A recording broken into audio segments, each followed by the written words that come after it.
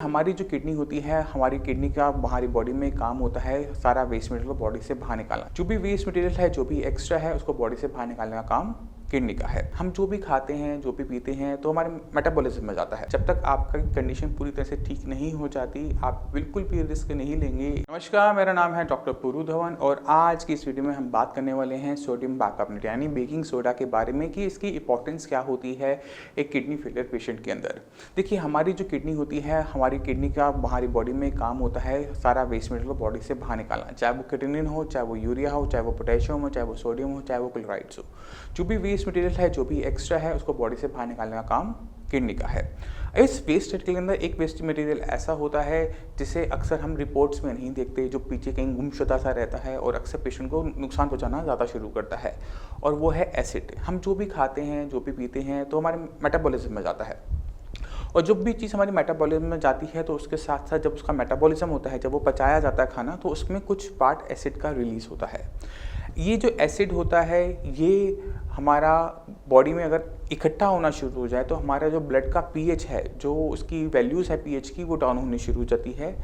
Blood का pH acidic होने की वजह से, क्योंकि ब्लड पूरी बॉडी में घूम रहा है और फिल्टर होता है जाके किडनी में, तो सबसे बुरा इम्पैक्ट एक किडनी फेलियर के पेशेंट के अंदर उसको किडनी पे देखने को मिलता है कि किडनी डैमेज होनी शुरू हो जाती है। ऐसा ही इंसिडेंस कल हमारे क्लिनिक पर हुआ। हमारे एक पेशेंट हैं और उनके हाई ब्लड प्रेशर की वजह से उनकी किडनी में श्रिंकेज देखने को मिली। उनका साइज़ काफ़ी छोटा होना शुरू हो गया। उनकी यूरिन में प्रोटीन आता था, लेवल थे क्रिएटिनिन के 4। अब जब उन्होंने ट्रीटमेंट स्टार्ट किया तो अगले 2-3 महीने के अंदर उनका जो क्रिएटिनिन लेवल था वो तो 2 आ गया, यूरिया नॉर्मल हो गया। बट हमने क्या नोटिस किया कि लास्ट मंथ के अंदर उनके क्रिएटिनिन के अंदर कुछ ज़्यादा चेंजेस नहीं है, बल्कि थोड़ा कुछ पॉइंट बढ़ गया। पहले 2.1 था, अब 2.5 आने लगा।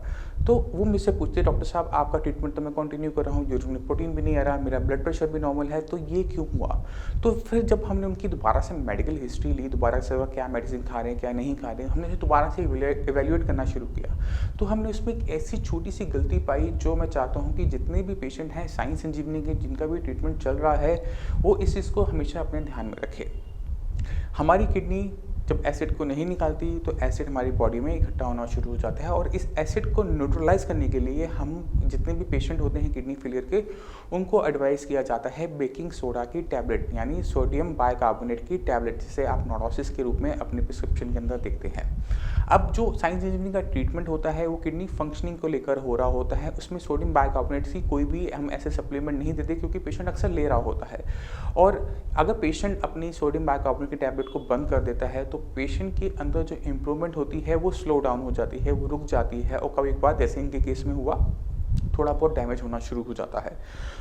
तो आपने हमेशा ध्यान रखना है कि ये जो अपनी सोडियम बाइकार्बोनेट की टैबलेट है, नोडोसिस, बॉसिस, जो भी टैबलेट आप ले रहे हैं, आप उसे कंटिन्यू करते रहेंगे, उसे डिसकंटिन्यू नहीं करेंगे जब तक आपको डॉक्टर नहीं बताता।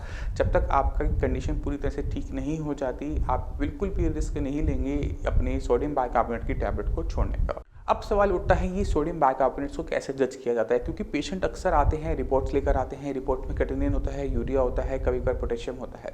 तो जब भी आप केएफटी करवाने चाहें तो आप उनको मेंशन करें कि आपको सीरम बाइकार्बोनेट्स जानने हैं। जो सीरम बाइकार्बोनेट्स की वैल्यू अगर आपकी लो आ रही है, इसका मतलब ये है कि आपको अपनी जो सोडियम बाइकार्बोनेट की जो टैबलेट है उसके अमाउंट को बढ़ाना पड़ेगा, जिससे बॉडी के अंदर बाइकार्बोनेट्स जा सकें और आपका पीएच सही लेवल पर आ सके, जिससे आपकी किडनी को कम से कम डैमेज हो। अब जो सीरम बाइकार्बोनेट्स की नॉर्मल वैल्यूज़ होती है वो 23 से 29 मिलीमोल पर लीटर होती है। तो अगर आपकी वैल्यूज़, अगर आप देखते हैं कि अपनी रिपोर्ट के अंदर आपकी वैल्यूज़ 23 से नीचे आ रही हैं, दैट मीन्स आपकी बॉडी के अंदर वो क्षमता नहीं है उस एसिड को न्यूट्रलाइज करने की, उस एसिड के पीएच को मेंटेन करने की। तो हमने क्या करना है, हमने नोडोसिस स्टार्ट करनी है, हमने अपना सोडियम बाइकार्बोनेट की टैबलेट स्टार्ट करनी है, हमने अपने बॉडी के अंदर जो पीएच है उसको मेंटेन करने की कोशिश करनी है। ये कुछ चीज़ें आप टैबलेट से मेंटेन करते हैं, कुछ चीज़ों को आप अपने डाइट से भी कंट्रोल कर सकते हैं, क्योंकि हम वेजिटेबल के अंदर एसिडिक और बेसिक कुछ नहीं होता, एल्कलाइन नहीं होता।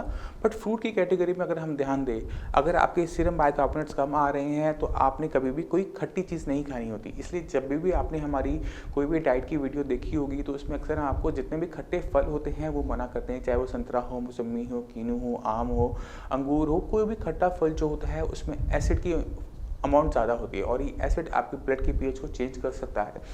इसलिए अगर आपको सीरम बाइकार्बोनेट्स कम मिल रहे हैं तो तब तक, जब तक आपके सीरम बाइकार्बोनेट्स ठीक नहीं हो जाते, तब तक आपने खट्टे फलों से अपने आप को बचाना होता है, जिससे बॉडी उस चीज़ को आराम से एडजस्ट कर सके। इन चीज़ों का अगर आप ध्यान रखते हैं तो सीरम बाइकार्बोनेट्स आपकी बॉडी में ठीक बने रहते हैं, किडनी को किसी भी टाइम का नुकसान नहीं होता और पेशेंट बहुत आराम से अपनी किडनी फेलियर की कंडीशन को रिकवर करना शुरू कर देता है। Creatinine level down, urea level down, अपना पोटेशियम डाउन, किडनी सेफ, किसी टाइप की डायलिसिस की जरूरत नहीं, किसी टाइप के ट्रांसप्लांट की जरूरत नहीं। मैं उम्मीद करता हूँ इस वीडियो से आप काफ़ी कुछ समझ गए होंगे। बहुत छोटी वीडियो है बट आप काफ़ी कुछ समझ गए होंगे सीरम बाइकार्बोनेट्स की इंपॉर्टेंस के बारे में, और इसी इंपॉर्टेंस को ध्यान में रखते आप हमेशा जब भी अपना KFT करवाएंगे तो सीरम बाइकार्बोनेट्स की रिपोर्ट ज़रूर वहाँ लैब से लेंगे, क्योंकि ये एक डॉक्टर को बहुत हेल्प करता है पेशेंट की ब्लड की pH को इवैल्यूएट करने में।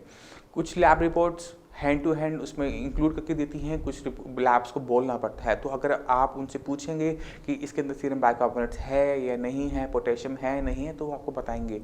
अगर नहीं होगा तो आप उसे प्लीज़ अपनी रिपोर्ट के अंदर इंक्लूड करवाइएगा, और जब आप साई संजीवनी में मुझसे मिलने आएंगे तो उन रिपोर्ट्स को जरूर लेकर आइएगा। मैं उम्मीद करता हूँ इस वीडियो से आप काफ़ी कुछ समझ गए होंगे, इंपॉर्टेंस समझ गए होंगे सीरम बाइकार्बोनेट। फिर भी आपके माइंड में कोई भी डाउट हो, कुछ भी पूछना चाहते हो तो नीचे दिए हुए नंबर पर कॉल कर साई संजीवनी के डॉक्टर से आप फ्री ऑफ कॉस्ट कंसल्टेशन ले सकते हैं। आप अपॉइंटमेंट लेके मुझसे भी आकर मिल सकते हैं, और आप हमारी साइट saikidneycare.com पर जाकर भी फर्दर इन्फॉर्मेशन किडनी फेलियर के बारे में ले सकते हैं। इसी के साथ आपसे भी चलने की आगे चाहूँगा। मिलते हैं अगली वीडियो में, तब तक के लिए धन्यवाद।